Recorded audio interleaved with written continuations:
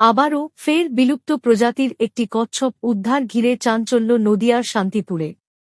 আবারও বিলুপ্তপ্রায় একটি বড় সাইজের কচ্ছপ উদ্ধার ঘিরে চাঞ্চল্য।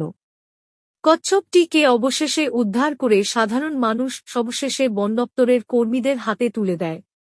ঘটনাটি ঘটেছে নদিয়ার শান্তিপুর থানার অন্তর্গত ফুলিয়া চাপাতলার কাছে। আর সেই ছবি উঠে এলো আমাদের ক্যামেরায়। আপনারা অতি সত্বর আমাদের বড় রিপিত মণ্ডপে এসে উপস্থিত হন। আমাদের এখনই সন্ধ্যা আরতি শুরু হবে।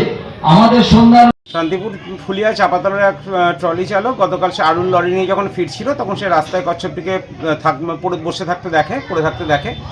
তো অন্য গাড়ি চাপা পড়বে ভেবে সেটাকে বাঁচানোর উদ্দেশ্যে সে সেটিকে নিয়ে আসে, শান্তিপুরে নিয়ে আসে। তিনি একটা আলুর গাড়ি চালান। সে আলুর মালিকের কাছে সে যখন জানায় তিনি তখন মনস্থির করেন সেটা বন দপ্তরের হাতে তুলে দেওয়া হবে। সেই মতো তারা আমাকে খবর দেয়। আমি সেটা তাদের কাছ থেকে নিয়ে এসে এখন বাহাদুরপুর কন্দকলা ফরেস্টে পৌঁছে দিয়ে যাচ্ছি। এর কাছে একটাই আবেদন যে এতে বন্যপ্রাণী যখনই কোনো সন্ধান পাবেন তখন সঙ্গে সঙ্গে নিকটবর্তী বন দপ্তরে অথবা নিকটবর্তী পুলিশ স্টেশনে যোগাযোগ করেন। কারণ হচ্ছে বন্যপ্রাণী আমাদের প্রাকৃতিক সম্পদ, একে রক্ষা করার দায়িত্ব আমাদের সকলের, কারণ এদেরকে আমরা হারিয়ে যেতে দেবো না, এটাই আমাদের প্রতিজ্ঞা নেওয়া উচিত।